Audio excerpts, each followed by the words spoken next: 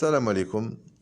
Écoutez bien cet historien, spécialiste de la colonisation de l'Algérie par la France, qui s'appelle Alain Rouchiot, et qui parle de beaucoup de choses dans cette vidéo, des choses tristes, bien entendu, Allah yarham shuhada, pendant cette colonisation.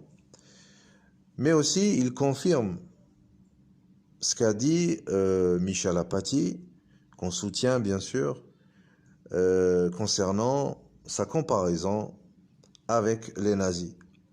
Et même pire encore, les nazis se sont bien inspirés de la colonisation française en Algérie.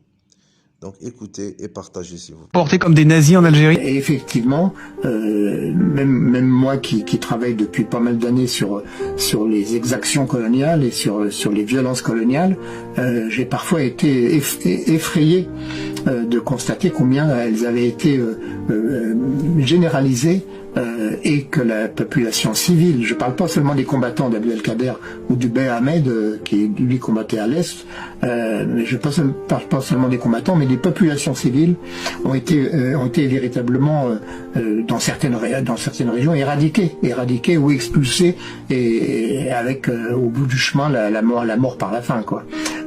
Et puis des pratiques qui sont absolument abominables, qui étaient des pratiques de violence immédiate, avec par exemple la décapitation des prisonniers, ou même parfois des simples paysans qui avaient été pris peut-être parce qu'ils avaient essayé une tentative de toute petite résistance. La décapitation a été une méthode de conquête. Ça n'a pas été le fait de certains soudards isolés, non, c'était vraiment une méthode.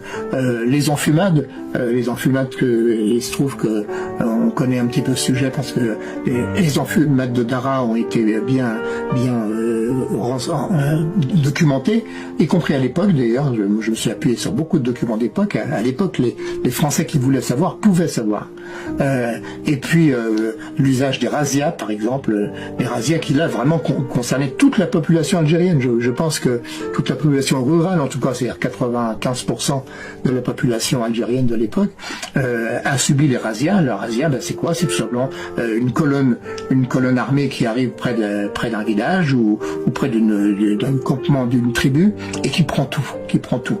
D'abord pour ses propres besoins de nourriture, tout simplement. Ils prennent le blé, ils prennent les céréales, ils prennent le bétail. Mais également, bien sûr, se débarrasse des hommes. Le viol des femmes est un phénomène que je référence d'une façon assez terrible dans le livre, mais bon, c'est la réalité. Et la razzia signifiait quoi? Ça signifiait la mort de faim.